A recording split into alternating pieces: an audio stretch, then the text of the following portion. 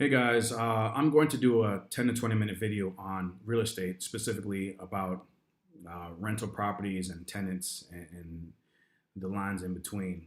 I bought my first property about 20 years ago, and my first property was actually an investment property that I purchased right out of college, and I didn't buy my primary residence until about 2007.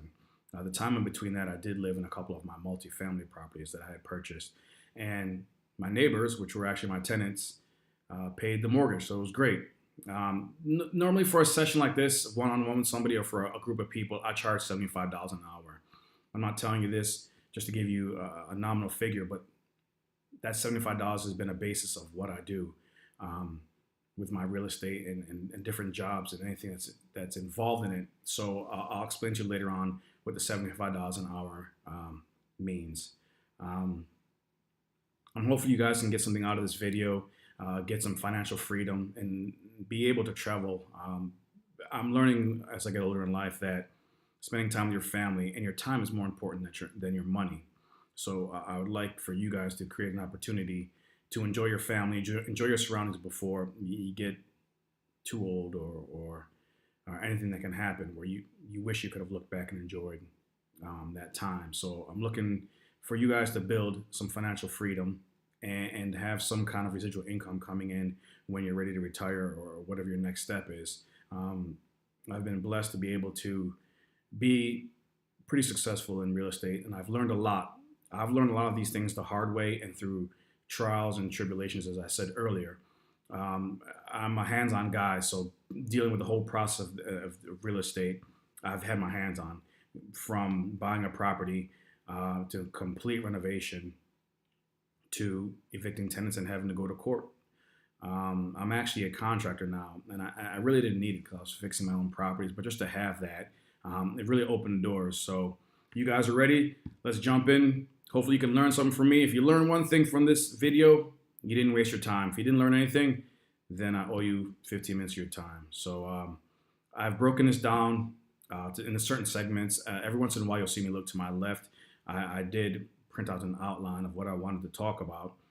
If you guys have any questions, just shoot them to me and I'll answer them the best I can. I'm still learning how to use YouTube and answering questions. So like I said, hopefully this helps you guys out. If you gain one tidbit of information, hopefully it's going to be worth it for you. All right, so let's get started. All right, guys, so now we're ready to get into the nitty-gritty of things, but there's a couple more things I wanted to say. These are only my views and my experiences. These are not going to work for everybody, but hopefully they will, and they've worked great for me, so I want to pass it on to you guys. When you're dealing with tenants, you please have to have the mentality to deal with tenants, their qualms. You can get some good tenants, you can get some bad tenants. You're going to learn the system a little better as you go along. But you have to be able to throw people out. The way you need to look at it is if they're not paying their bills, you're not paying your bills. So you guys have to remember that. You have to have the mentality or you're going to be miserable doing this. The money you make when you buy a property, and people said this before, is when you purchase the property. So if you're looking for an investment property, you're going to have to buy something that's going to be below market value. So immediately jumping into it, you have equity built into the property. One thing I learned, and I told you when I first graduated from college, within a week or two, I bought my first rental property, and I didn't have any money. Do not rely on that rental income to come in to pay your bills, because that's going to make you miserable, and it's really going to turn you off from buying real estate.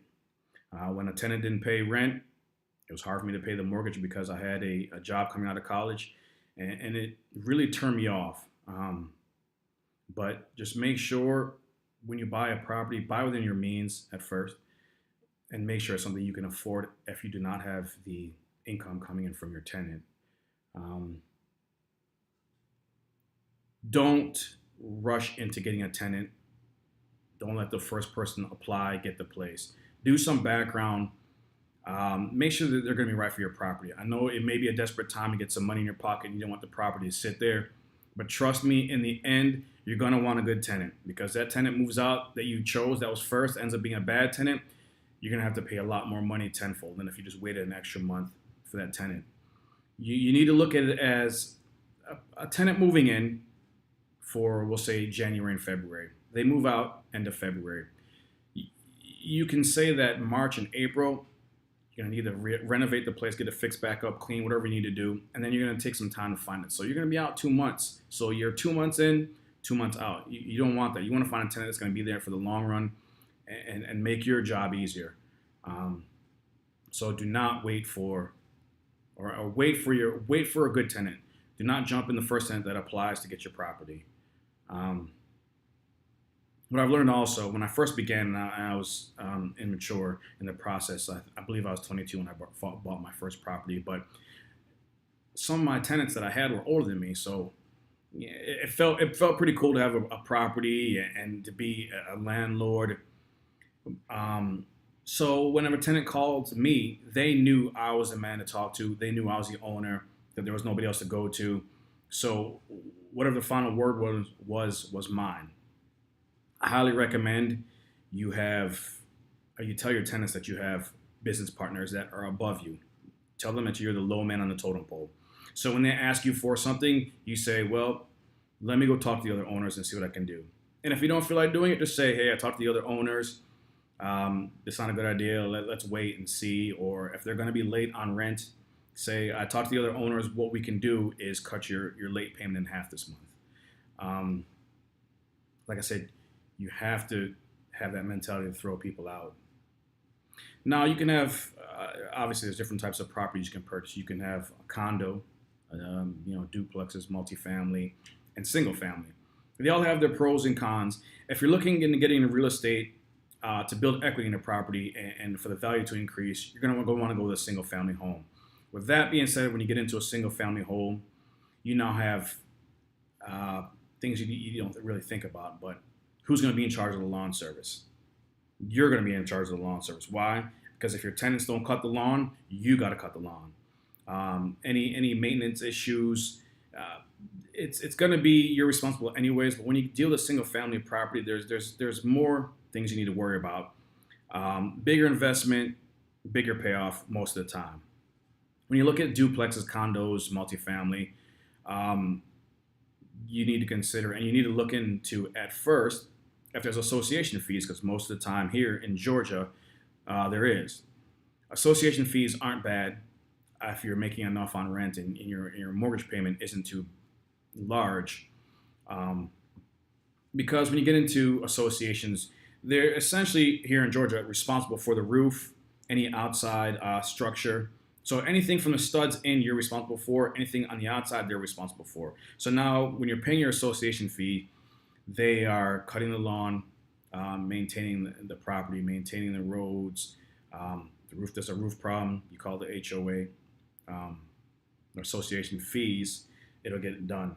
With a primary residence, you're not going to have that. You're paying for common areas to be taken care of. Usually in condos, duplexes, multifamilies, the association covers the rest of the stuff. So that's something you need to consider.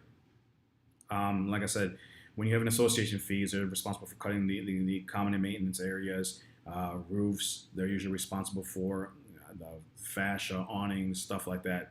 Is normally taken care of by the association fees. The offset of that is association fees. So that's one thing you need to consider, and I've considered that on a few properties too. Do I want to continue to deal with a single family and dealing with roofs, and if the tenant doesn't maintain the property, you got to step in because the city will fine you. It's happened to me before, so you got to be careful of that. Buying real estate is really, unless it's a downward economy, is one of the only things you can actually purchase that increase in value, which is great, and that's why I love real estate. When you get into, say, a 30-year mortgage, say your mortgage is $1,000 a month. $1,000 these days is not going to be the same as $1,000 20 years from now. So you can look at it that way, but you also need to realize what you're paying in interest. And if you ever want to ruin your mood for some strange reason, grab an amortization calculator and look how much interest you pay on a 30-year mortgage. It's incredible how much you pay, and that's why I always pay my properties off years in advance. As I said before, you want to reduce your headache. So when you look at a single family duplex, if you can afford, and I keep jumping around and I apologize, but if you really want to get free and clear of this property, pay it off as quickly as possible. Within your means, make sure you have money set aside for incidentals that may come up on the rise, water heaters, AC units, garage door openers, anything you could possibly imagine on your house can happen to a tenant. And trust me, every problem that there's going on there, your tenant's going to call you about. Next thing I want to talk about is how you want to set up a possible LLC or a corporation to offset some of your liability.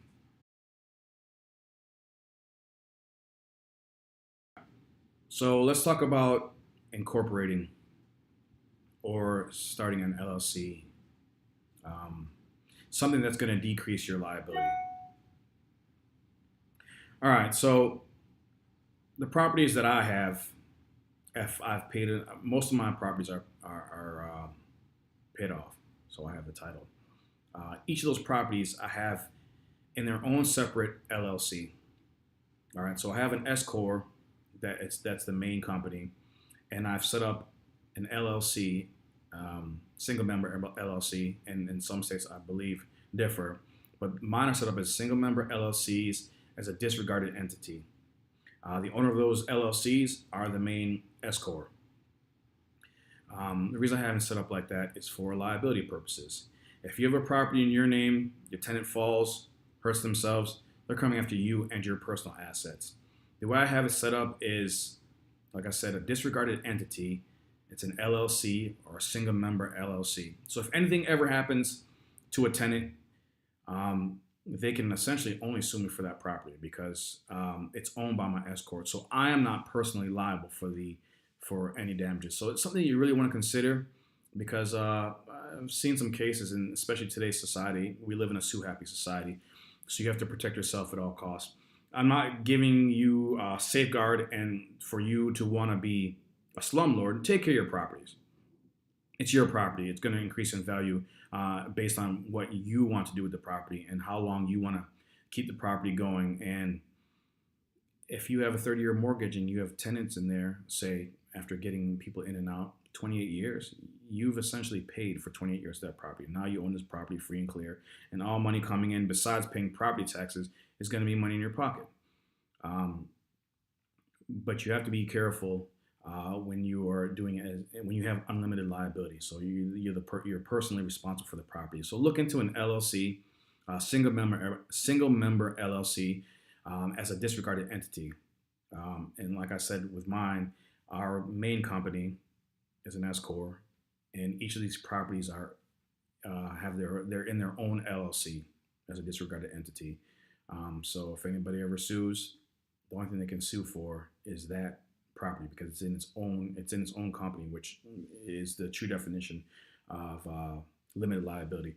So be careful. It's going to cost you a little bit more money. You're going to have to see your CPA. You're going to set up an LLC or an S corp, however you want to set up. It's very easy these days, not like the old days. You can essentially set up a corporation, S corp or LLC online. You get your EIN number from the IRS. That's done online. You got to go to the Secretary of State of your state, and you can set up and get it incorporated or set up an LLC online. It takes no time at all. Take a look at the names. Say, for instance, you have a house on 123 Smith Lane. Set your LLC up as 23 Smith LLC or 23 Smith Inc. Any name you come up with, but set it up in an LLC, some kind of corporation. So you're really setting yourself up to safeguard yourself. Limited liability. That's what you need to look for. Limited liability. You do not want unlimited liability. You don't want anything, all your hard work, all these years of investing and 9 to 5 for somebody to come in and take everything you have. So safeguard yourself. All right, guys, let's talk about rent and tenant info. All right. Remember what I said before. Do not depend on your rental income to come in to pay your bills, or if you have a mortgage on this property, you are going to be miserable, especially when the property is sitting vacant or when you're calling your tenant to pay. Figure something out. Don't over invest and think it's a great property. Um, you find a property that's on the market for 100,000. It's probably, if you say you pull the market analysis or the comps area, and it's worth 150. Okay, so automatically you're gonna have 50 grand of equity in the property. But in order to get that property, you have to put 20% down for a conventional loan and to get out of the mortgage insurance. So you're looking at putting 20 grand down. Okay, so now your property you can rent for even numbers I use, say $1,000 a month. You're gonna have to rent for a minimum of 20 months to get your money back. So just because you have some equity in the property, you need to realize that you have a bunch of money into it. You're still gonna have a mortgage on the property. So just buy something within your means. That's all I can tell you. And I've said before, I bought my first property, didn't have any money, and sometimes one of my tenants didn't pay. I was very stressed out, and it really turned me off from real estate. So the advice I can give you: do not depend on the rent coming in to pay your bills. Like I said before, with tenants, do not get the first tenant that's interested in your property. Do some research. The first tenant or potential tenant may be great, but don't make your decision because they came to you first. Look for the best tenant. If you have to wait 1 or 2 months for a good tenant, please wait. Do not get the first person because you're going to pay for it in the end. This is an investment. You need to make sure you have everything set up to protect that investment. Pull your tenant's credit report. I can't remember which company I use, but I have it saved where I charge them $15 to pull their credit. And I look at it and I understand what happened in 2007 with the market crashing and people were foreclosing and bankruptcies and defaulting on their loans. And I understand that. So you can't just look at the FICO score when you pull your potential tenant's credit report. You need to look at their history. You need to look at their derogatory payments, 30, 60, 90 on credit cards and small loans, things like that. If they have a bankruptcy, okay, well, why did you talk to them and say, I see there's a bankruptcy on there. Why? Well, the market crashed. I lost my job because of things were going on. It's understandable. But when you have 5 credit cards with a $30,000 balance and they're 30, 60, 90, all of them derogatory, you can essentially say that they're not paying their bills, which means they're not going to pay your bill. Do your research on your tenant. Get pay stubs, previous year tax returns. Call human resources and talk to their employer, and really do your research because it's going to bite you in the end if you don't. You also need to look at having their current employer, because if you do have to take them to court and you do have to garnish their wages, you want to know where they work. Jump on Facebook, any kind of social media, if you can, and see what they're up to. And I'm not necessarily saying spying on them, but for instance, if you're trying to get a hold of your tenant, they're not answering the phone and not answering calls, not answering text messages, but you jump on Facebook and they're all over there and they're in Maui having a good time, but they owe you rent. You need to keep all that stuff, keep a paper trail and see, because if you do have to take your tenants to court, and I've done it many times, and it's not the best sitting in court, taking somebody, even if you're the plaintiff. I've never been a defendant, but if you're a plaintiff, it still feels pretty kind of like garbage sitting in a courtroom and listening to these cases and sitting in front of a judge. I don't like it.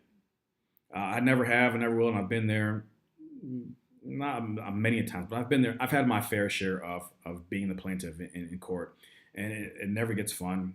It never gets easier. It's just something, it needs to be done.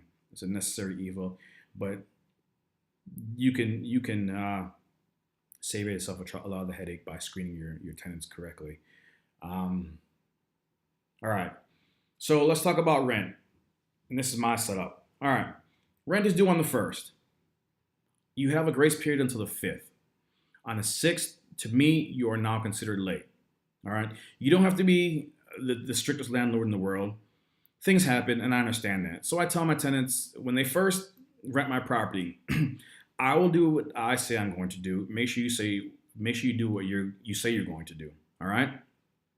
So the first comes around. Okay, no rent payment. Second, third, fourth, fifth, they pay rent. Great. All right.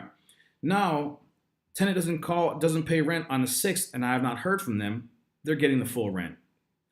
Late fees, which is I charge 10% plus $5 a day, and I set it that high because I want to look like the good guy if they're going to pay late and say, oh hey, let me talk to the other owners, and let me see what I can do. All right, well your late payments are $75, but I'll get it reduced to $35. And me personally, I love late rent because I'm going to get it regardless. I love because that's just extra money in my pocket just to wait a few more days for rent. And as if you put your foot down right away, your tenants will learn how you are really quickly. All right. So for instance, the first, second, third, fourth, fifth pass by, no word from the tenant. The sixth passes by, 7, 8, 9, 10, 11, 12. On the 12th day, if I haven't heard from the tenant yet, I file eviction papers, which are called dispossessory papers here in Georgia. Dispossessory affidavit. What's great about it now is that you can do it online. And you can pay around $75, use a credit card, spend 10 minutes, and have a sheriff show up at your tenant's door. Your tenant's going to call you mad, upset. Well, why did you file eviction papers? Well, why didn't you tell me you were going to be late for rent? Oh, I meant to call you. Well, this is what we're going to do. You pay what you owe in late fees. You pay court costs, and you can stay in the property. I guarantee that tenant, if they have the money, they will make sure they pay you because there's nothing like having a sheriff show up at your door telling you need to go to court because you're getting evicted. Put your foot down. On the 12th, if I don't hear from my tenant, I file eviction papers every time. All right. If they communicate with you on the 4th and say, hey, I'm gonna be late. I can pay you on the 7th because Friday I get paid. You know what I'll do? I'll waive late fees because they've communicated with me. So communication is gonna be your biggest advocate. So you can be lenient on your tenants, and they'll appreciate that because they know from experience what you're about. You know you're serious about it. You know I have family that have rental properties, and their tenants haven't paid in 4 or 5 months, but they're afraid to kick them out. Not me. The 12th, they're gone. They get the paperwork, and like I said, you can file it online. It's so easy to do, and if you can't do it online, you can download the files online, take it to a notary, get it notarized, stick a 49-cent stamp, I think is what it costs nowadays, and send it to the court. They'll get served. And trust me, you put your foot down real quick when it comes to late fees. All right, so I'm looking at my outline, guys. Sorry. All right. One of the most important things I learned is by trial and error is all error is always charged less than what the market value is. And we're going to use $1,000 because it's a nice clean figure. If rent is $1,000 in your market area, charge $950. You will open up a plethora of potential tenants for $50. And then a lot of people say, well, why do you want to lose $50 a month? Okay, $50 a month for 12 months is $600. All right. You have a $1,000 property. You have a tenant that wants to stay more than a year. Okay. So $1,000 property in February, in March and April, if you don't have a tenant, you're out $2,000 already on top of what it's going to cost you to get your place ready to rent. All right. So move-in ready. So that $600 a year I lose. If I keep a tenant for 7 to 8 years, and I do have some tenants that have been in my properties for that long, think about how much money I've saved by not having the property occupied. If there's nobody in there, I'm not making any money. Think about what it's going to cost to renovate the property. If they destroyed it because they weren't a good tenant,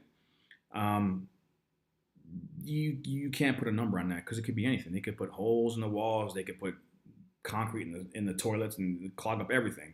So it's better you find a good tenant and charge them less. You're not trying to make a killing, but you're making money. And with lowering the rent, you're going to open up a huge market of potential tenants because you're charging less than everybody else. And $50 may not be a lot to you, but it may mean the world to them. So consider charging less than what the market rental value is at the time. I don't raise my rent. Like I said, I have tenants that have been in the property for 8 years. I don't raise it because every year that goes by and rent goes up in the community, my rent stays the same. So now if you charge $50 less a month, next year might be 75. The next year may be 100. But if they're making it to the third year, you're doing pretty good. Trust me, you keeping your tenant in that property and not raising rent is going to keep a tenant there a lot longer. Because even if they do want to move, don't like the area, your rent is so much cheaper than everybody else. They're going to stick. They're going to stick around and they're going to stay. I've also given people discounts for paying rent on the first. I've given people a $5 discount if your rent is $1,000, you pay $9.90 if you pay on the first. If not, it's gonna go back to what it normally is, and then after the fifth, it goes up 10%. All right. I also give my tenants a discount if they're gonna directly deposit into my bank account. I go to, and I use Bank of America. Just go there, grab 20 deposit slips, and I have it set up as a template on my computer to run as many as I want, but all the numbers are filled in. Everything's filled in. I give them 6 of them, which gives them a half a year of deposit slips. Stick it in an envelope, put a 49-cent stamp on it, send it to them. Before their fifth, they go directly to my bank and deposit it, or go to an ATM. These days you can deposit money or a check that way to somebody else's account, which is awesome. At this time when I first started, there was no mobile deposits. I couldn't get a check and take a picture of it on my phone and deposit it, which is great, and I do that now. But at the time when there was no option, I didn't want to have to go pick up rent. I didn't want my tenants using an excuse saying, "Oh, I put the rent in the mail and I don't know where the mail is. The USPS guy must have lost it." There's always excuses. So you get your hands on your rent, get it done, give discounts. It saves you time. If your property is 20 minutes away and you want to go pick rent up yourself, and tenants never pay on time, so you try to wait until the last day to go pick it up. Think about how much it's going to cost you in your time and your fuel to go pick up rent. So what's $5 if they deposit themselves? $10. What's the difference? You're going to spend that in gas and your time, and that's what comes back to my time for $75 an hour. All right, so my tenant lives 20 minutes away. 20 minutes there, 10 minutes talking, 20 minutes back. We're looking at 50 minutes. 50 minutes at $75 an hour. We're talking my time is almost $70. 65, whatever the amount is. So I look at $75 of, okay, well, this is going to take me an hour to do. Can I get somebody to do it for less than $75 an hour? If I can, I let them do it. All right. That's pretty much it for rent. Next, I'm going to talk about your tenant relationship. So we'll get into that. All right, guys, let's talk about you and your tenant and your relationship. All right. I will never tell anybody to be a slumlord. I've been subject to that. I've had slumlords as a tenant, and I refuse to ever put my tenants through that. It's not necessary. I'm not cheap. I love my money. I like to keep as much of it as I can, but I'm not gonna cheat my tenants because I've been through it, so I can be empathetic with a bad situation. All right. So your tenant is actually an employee. And what I said before about finding a good tenant, you want to find a good employee. All right. So take care of your tenant / employee, because that person is making you money. So treat them well. Don't bend over backwards for every little thing, because they're going to take advantage of you. And like I said before, put your foot down. All right. Don't let them take advantage of you. Know that you mean business, and you're not going to take any garbage from them. And it's going back to my 1st, 5th, and 12th for the days and getting tenants out. Communication with your tenant is key. As I said before, text. I love text messages because I don't have to talk to the person and have to listen to unnecessary mumbo jumbo. I love text messages because it is now a paper trail. Text your tenants as much as possible. Email your tenants as much as possible. Use social media as much as possible. But you need to have a paper trail, because if you ever use it, it's like, I guess it's your Miranda rights. What can and will be used against you. So you need to have it for them as well in case you do have to go to court. When my tenants ask me about making improvements or doing some kind of work, I tell them it's their home. I want them to take pride in being in their home. It's my home, but they need to feel like it's their home while they're there. All right. So anytime they want to make any kind of improvements to the property, I let them. Depending, and it has to be there has to be a happy medium. I tell them, you want to paint the walls, don't paint them neon orange, neon pink, and hot yellow, because you as a landlord are gonna have to deal with it later. They want to put shrubs, bushes, any kind of landscaping, and it's gonna look good, and they have to approve it with me first. I'll pay for half. I'll pay for all the supplies if they provide the labor. Never had a problem with that. They need to provide me a receipt, because that receipt is a write-off. And I need to touch on that again about corporations. And I'm going to do another segment on that, because I did forget some key points, but we'll go back to that. Make your tenants feel special. They are your employee. On their birthday, when you get all the information from a lease agreement, put in your phone that it's their birthday. Put in your phone in a memo section what their kids' names are. All right. On their birthday, give them a $50 Walmart card, or take some money off rent. It goes a long way, because you're not only a business contact for them, they'll consider you an acquaintance or a friend. And you have to know where to draw the line. But any kind of holidays, send them something.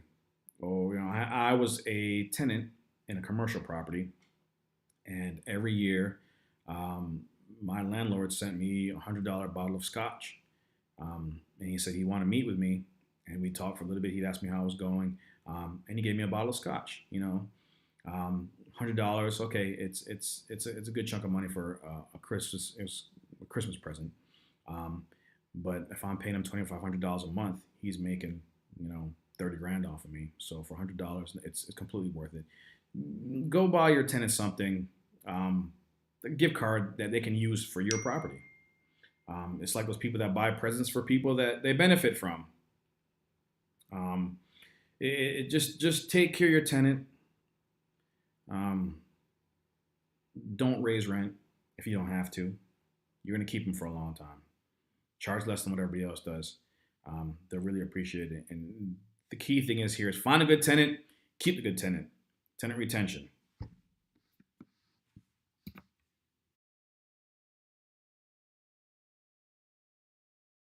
All right, guys, let's talk about repairs. It's inevitable you're going to have repairs in your properties. I've learned before I became a contractor how to fix pretty much everything in a house that can go wrong. One reason for doing this is if you send somebody out there in that field, you know how not to get ripped off if you find some unsavory guy that wants to charge you X amount of dollars for something, but you know how to fix it. And you may come with some information with them that they understand, that you know what you're talking about, and they may not try it. I've seen it happen before. I've caught people on it, and one reason for learning how to fix things in a property is so you do not get ripped off, on top of knowing how to do it. So if you do it yourself, sometimes it may be a necessity, because you don't have the money to send a maintenance guy over there, or handyman to take care of it. But as far as fixing things, I'll send one of my guys over there one time. We'll use a fridge as an example. The fridge is warm. Send my guy over there, thinks he's got it worked out. He says, this tenant had a bunch of stuff in the freezer, and the air couldn't get down to the fridge. Okay, so she cleans it out, my tenant. She cleans it out. Seems to be working again. A week or two later, she calls and said, hey, this thing is, my food is spoiling. I don't think this fridge is working. I may send my guy back out there. But in a situation like that, I'm going to buy my tenant a new fridge. I'm not going to buy a used fridge to save some money. I'm going to jump on one of the big box store websites and look around and buy them a new fridge. You've just bought yourself 6 or 7 years of not hearing from your tenant about that fridge. Plus, it's a write-off. If you formed an LLC or some kind of corporation, it's a write-off on your taxes. So why not spend the money, get something that your tenant can have, save yourself with the headache of dealing with it again. I don't chase really any deals anymore. When I first started, I Habitat for Humanity, Restore. I was looking at all the places, jumping on Craigslist, trying to find the best deal on everything I possibly need for a property. But the time I spent and the money I spent driving around looking at these things, wasted my time, and don't get me wrong, there's some great deals, but time I spent looking for these deals, I could have been renovating the property, fixing the property. And remember, it's a write-off if you form a corporation. So take that into consideration, and that's where it comes back to my $75 an hour again. If I spent 2 hours looking for a $50 or $100 savings on a fridge, it was $150 of my time. So take that into consideration. As far as repairs, try to find a handyman if you can do it yourself. Like I said, in order not to get ripped off, know what they're talking about and go over there and do repairs yourself. From trials and the tribulations of buying a property and not having any of this information, I can essentially build a house from the ground up. I know what goes into every aspect. I've done almost everything, but it really helps. You have to become an asset to your company and what you're trying to do and how to make money. So learn the business. Fix once, it doesn't work, consider just buying a new one. Like I said, don't buy a used one because you could have the same problem in a year and it may not be worth it. Buy something new, write it off on your taxes, have a happy tenant. Tenant retention, all part of it. All right, as we were discussing before about forming an LLC or a corporation, biggest thing is liability. You do not want to lose everything you've ever worked for because you have a bad situation with a bad tenant. And it may not be their fault, but if you get sued, what are you going to do? You're going to lose everything. So look into an LLC, a single member LLC as a disregarded entity. And each state varies, so look into your state. Here in Georgia, real simple process. You can have a corporation set up in 3 days. Think of a good company name. And like I said before, you want to try to set up and you think of it, and a lot of people say to me, well, why do you have every property set up in a different LLC? Don't you have to pay your CPA more? And if you have a one large corporate or your main corporation, and you have an LLC, a disregarded entity, for each property you have with the your corporation as the owner, you do not have to pay your CPA for every property that you have because it's going to be filed under your large or your, when I say large, I don't mean as far as size, but your main company under that LLC. So you have your big company, you have your LLCs underneath it owned by that big company. All right, so also when you look at owning a company or an LLC, for liability, number one. All right, number two, write-offs. For an example, I have ABC Incorporated that owns my properties. They're my property management company. All right, well, I have 10 lawns that need to be cut. Well, let's start XYZ Lawn Service. Now, my XYZ Lawn Service is going to cut the lawns for my company. My company is going to pay my lawn service, and my company is also going to write it off. Well, the lawn service is owned by me. And there's legitimate ways to do this. I'm not saying trying to cheat the IRS. Don't do any of that stuff. But talk to your CPA about it. All right? Lawn service is one of them. You got to get your lawn maintained if you have a single family residence and you have it in your agreement that you take care of any kind of landscaping. Write off. All right. You're going to need supplies. All right. This laptop I'm doing this on, I use 90% of the time for business. It's only really used for business and stuff like this. But a portion of it's a write-off. Your mileage. You want to go look at a new property? You write down your mileage. Okay. You want to go look at 10 properties? Write down your mileage. It's a write-off. Get a company credit card for the ease of your tax at the end of the year. Buy everything on your credit cards that are associated with the company. That way, at the end of the year, you go to your CPA, you bring them all the statements for the last 12 months of your checking account for your business and your credit card statements. That way, they can go through each one of them, and it makes not having to keep your receipts for all that everything you buy. It makes it just easier for your CPA. Easier for your CPA, it means less money to pay your CPA. It's easier for you because you're not having to keep track of receipts for the next 12 months. If you have a home office or you're using a room, you're allowed to write off a certain percentage of the square footage of your office that you're using.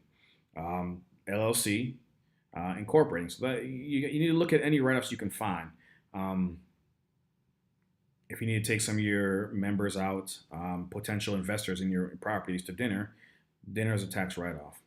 I'm not trying to say cheat the government and make sure everything is legitimate, but I'm giving you little things that you can use to write off on your taxes to offset your profits, which offset your capital gains. Like I said, look into. I have a corporation. It's an S corp, so all of the taxes go back on my individual taxes at the end of the year, as well as a disregarded entity as an LLC. So all of it goes back on my main taxes anyway. So any profits, write-offs, and losses go on one. I believe it's a Schedule C. One other thing I need to mention: pay the professionals to do what they do. Don't try to skimp and save money, especially when it comes to your taxes, because they know loophole. This is what they do for a living. Pay the pros for what they do.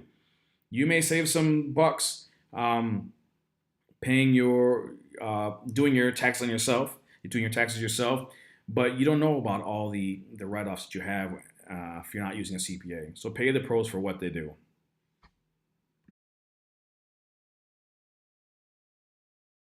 All right, guys, let's talk about the part that everybody hates and nobody looks forward to: evictions. All right. So, as I stated previously, the rent is due on the 1st. You have a grace period until the 5th. On the 6th, it's now considered late. If I don't hear from you from the 5th to the 12th, I file eviction papers. I'm not doing it to be a bully. I'm putting my foot down. If I don't hear from you, you're not going to hear from me. You're not going to hear from me until the sheriff shows up at your door and you call me asking me why the sheriff was at your door. Well, you know why. I know why. Because you didn't pay rent. Well, why do you have to be like that? Well, all you had to do was make a phone call. Better yet, text me. Easy. Texting has made life so much easier. You don't have to worry about talking to somebody on the phone. Text me and say, hey, today's the 5th. I don't get paid till the 8th. Can I pay you on the 8th? Hey, sure, tenant. This is your first time in 6 months. If you pay me on the 8th, I'm going to waive the late fees for this month. Oh, the tenant loves you. Okay. Well, the tenant hasn't paid you. You file eviction papers. It's called a dispossessory affidavit. You can do it online in Georgia. Georgia's very pro landlord tenant, and it makes it easier. And I'm sure it makes it easier for them, not having everybody show up or get a bunch of mail in their P.O. box filing for a dispossessory affidavit. All right, so you file it, they get served, you not go to court. The reason why I do it on the 12th is because, and I've done this before many times in Georgia, if they're late for February and I haven't heard from them, I've had tenants out the same exact month by doing my due diligence and not procrastinating and getting the process started. Because if they don't have the money, I want them out. Like I said before, you have to have that certain mentality. And I'm not proud to say it, but I've had to put out a mother and kids, and I felt bad about it. But you're taking food out of my wife, and my kids' mouth. Okay, so if they're not paying you rent, you are actually paying them to live there. All right, they are living free. So if they're not paying you, you're paying for them to live there. You have to remember that. Like I said, I've had a mother and children put out, and it wasn't the first month. I gave her time, but when she lied to me and I caught her on a lie more than one time and she made false promises, that's it. Got to get them out. You're going to find that happy medium, but you cannot let your tenants push you around. All right, so 1st, 5th, 12th, eviction papers. She was served. I'll say she just for the sake of saying she. She was served. We go to court. You can hire somebody, you can go yourself. It's not that bad. This is where I go back to saying keep a paper trail. All right? Do not let your tenants bully you and say, Well, you didn't fix this, you didn't fix this, you didn't fix this. All right, so your paper trail says, okay, I'm gonna get taken care of. All right, if you haven't taken care of it, in Georgia, you walk into court as a tenant and say that, well, my landlord didn't fix this. The judge will say, and I've heard it before, well, that does not give you a right to not pay rent. What you do, tenant, is you pay rent and then take it up with the landlord later on. So don't let the tenants bully you and push you around and say, well, I'm not paying because you're not fixing this. It will not hold up. In Georgia, I know for a fact, will not hold up in court. Keep a paper trail. If they say their toilet's running or something like that, you have a text saying, hey, my guy's going to come take care of it. All right? When the guy shows up, say, hey, my guy said he was there today. How did it go? When the tenant answers you, that's your paper trail. You need to keep all this stuff for court, okay? And if it gets to that point, all right. So now you get into court, the judge is going to ask you, and I'm giving you guys this information from a Georgia standpoint. All right, so the judge is going to say, hey, landlord, tenant, you guys go outside in the hallway and see if you can come to an agreement. All right? Talk to your tenant. If you guys have just a bad relationship, all right, well, okay. Well, we couldn't come to agreement. Now you're going to have a hearing. If you guys come to an agreement and you guys discuss the payment plan and get you back on track, if they want to stay in the property, you get what's called a consent judgment, all right?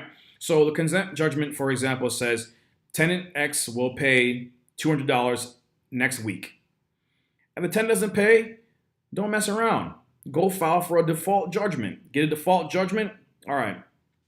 The tenant, and I may be forgetting a couple of pieces, but if they don't want to stay in the property, let me go back to that real quick. The judge will give them, and last time I was there, the judge gave them 10 days to get out of the property, all right? They have 10 days to get out. If they don't get out in that 10 days, you can't just go throw them out, all right? So what you have to do is file what they call a writ of possession. Writ of possession means the cops are going to come over and force that tenant out, all right? With the tenants here, or the law enforcement here that's going to show up, you make an appointment to get a writ of possession, all right? They're backed up. They're probably a month out, so now you're going to sit there for another month and wait for your tenant to get out. There's some professional tenants out there that know how to get past the system. So all you have to do is call the, I think it's the sheriff or the marshal's office, and find out when the writ of possession is set up. All right, so now they're relaxed because they know you've called, you got the writ of possession set up, and they say you're a month out. Okay, so today is January 1st, February 2nd is when you're up for your writ of possession. The law enforcement officer will also tell you, bring 4 of your friends, because if I show up at the time that we schedule and you don't have 4 of your friends, I'm leaving, because the sheriff has to stay there the whole time. All right, so make sure you have some buddies to get there, and they give you. And this, like I said, this is all Georgia. They give you about an hour to get all of the tenant stuff out, right? All right, so January 1st, the tenant calls and says, oh man, I'm not getting evicted until February 2nd. The thing to do, call the sheriff or the marshal every day after 3 o'clock and see if there are any cancellations, all right? So on January 5th, you call and say, hey, you guys have any cancellations for tomorrow? No, we don't. January 6th, you call and say, hey, do you have a cancellation for tomorrow? Yes. We have an opening for 3:30. Okay, 3:30. You can be nice and call your tenant and tell them, or you can just show up. This tenant that I had really irritated me. They were very nasty to me. They were rude to my workers. I didn't tell them about it. When we got there, they still had hot tea steaming in the kitchen, and they had gone somewhere. Candles still lit. When we got the stuff out, I texted the tenant and say, hey, you better get over here because your stuff is on the street. You know, you can change the locks at that time. And I'll talk about that in a little bit. Changing locks, things like that. Get over here, because in Georgia, you put everything on the curb. The landlord is responsible for getting everything on the curb.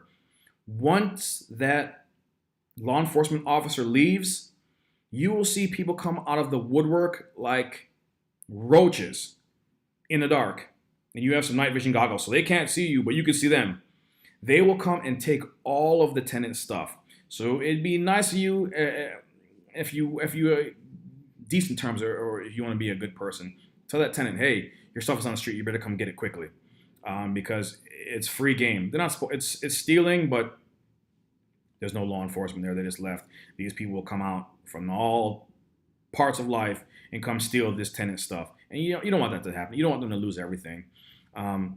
but you got to get them out. And like I said, you have to have a mentality to do that. I've been cursed at to my face, yelled all kinds of names. I kept my composure. I had everything recorded. Um, so you got to get the tenants out. So that's the process. You get a default judgment. Then once you get a default judgment, tenants out, everything's for the most part free and clear. You got your property back. You're not worried about them destroying it. Get a default judgment. You can file what they call a FIFA. FIFA. It's like Fieri Fascist or something. I can't remember what it's called, but in Georgia it's like $6. You file that with, I believe it's a superior court. It puts it on their credit report. So if they ever go to apply for something or somebody pulls their credit report, another landlord, they're going to see it.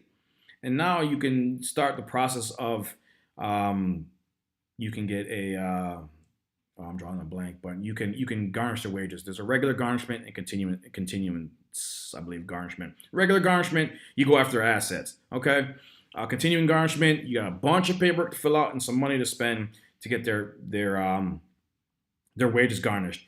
I've done both of them. I've garnished, get a garnishment on a car or garnish their wages. It's a pain, and 99% of the time, you're not going to get your money. Because if they didn't have money to pay rent and they're decent people, they're not going to have money to get. They're not going to have some kind of job or anything. But what I do now, just pay an attorney. They get 33%. I let them deal with it.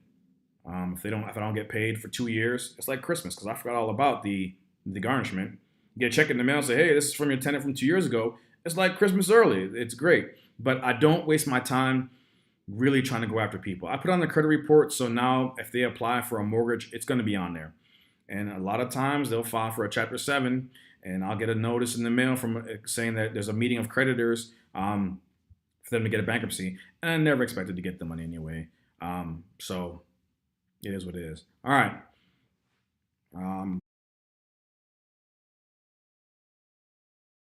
Let's talk about the process of evictions with tenants. By all means, do not change the locks if they're in possession of the property. Do not cut off utilities, even if your house is unsafe. You go to court, they're going to use it against you. Do not change the locks if you do not have permission to change the locks. Even if they change the locks, you don't want to get into any of that because a court, they can fine you. They can fine you from what more than what the tenant owes you. So don't change locks. Don't cut off utilities. Don't do anything that prohibits the tenant from getting into that home or living in that home because it'll not play out well for you in court. Guys, last thing I'm going to talk about is insurance. Okay. So if you have a property that you're renting out, say it was your primary residence, and you want to buy something else and you want to get some tenants in there. All right. So now you have mortgage, you have insurance, primary residence insurance. You're no longer living in that property. You may be able to get second home insurance on there, but you want to get a landlord's policy. Landlord's policy is cheaper than a primary residence property. All right, make sure you get the right coverage. Talk to your insurance agent and just get a landlord's policy. But landlord's policy is not going to cover the contents of the property. What you want to do is either put it on yourself, add it to your next rent payment for your next tenant, or tell the tenant they have to carry contents insurance. Okay, so I believe landlord's policy covers the structure of the property. That's why it's cheaper, just the structure. When you're getting into appliances and anything, and it's great for your tenant too to know that something ever does happen in the property, their contents, their possessions are going to be covered. And obviously you're going to lose things that are sentimental, but for a monetary value, you want your tenants to get contents insurance. And you want to get onto a landlord's policy, which will cover injuries or fire, any kind of damage, stuff like that. But really look into it. The properties that I have a policy, landlord's policy on each one of these properties. There may be an umbrella policy that you may be able to get from your insurance company. So you can cover all your angles and your bases without having to pay every single property that you have. And I hope it works out for you guys. Thanks for watching. This took a little longer than I thought it was, but if you get one piece of information that can help you in the real estate tenant tenant aspect of real estate and rental properties, if this helped you at all, give me, I guess it's a thumbs up or a like or whatever it is on YouTube that you do, or I don't know what it is. But if you guys learned anything, it was worth the time for me to take, and I hope it was worth the time for you guys to watch. So have a great day. Good luck. Find good tenants.